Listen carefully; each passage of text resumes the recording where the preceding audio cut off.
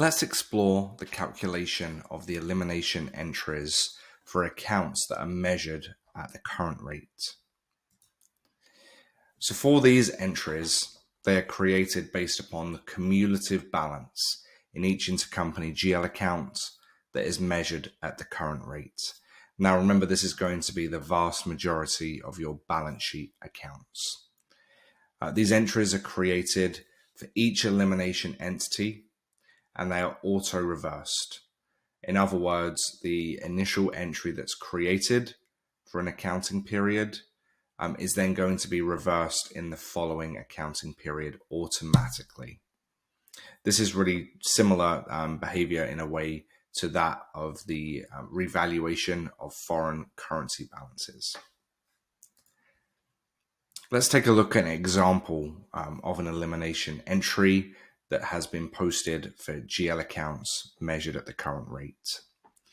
Taking the top line here, in our Canadian entity that's measured in Canadian dollars, we have a balance as of the end of the period of 1 million Canadian dollars. Now, our ultimate parent entity in this case is measured in US dollar. So we need to convert this 1 million Canadian dollar into US dollar. We do that by applying the appropriate consolidated exchange rate.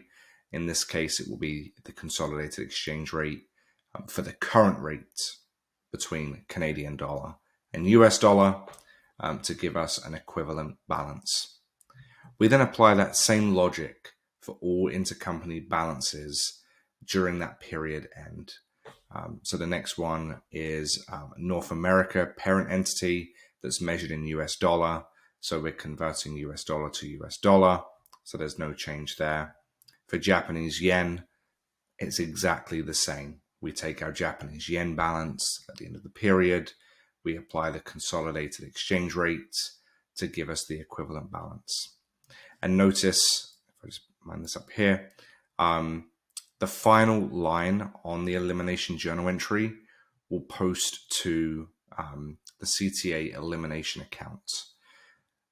This is really a catch-all for the difference between all of the balances measured at the current rate that have been converted to the consolidated functional currency, in this case of US dollar.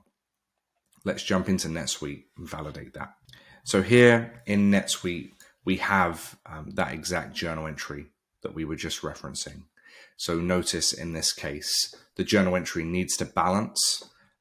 So the amount that's posted to the CTA elimination account is the delta.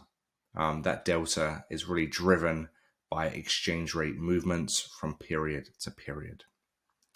Notice earlier I mentioned that the journal entry is posted in the system for the given accounting period and is then reversed in the following period.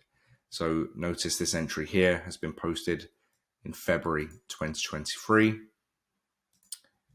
and it has been reversed in March 2023. You'll notice that all of the debits and credits have been flipped.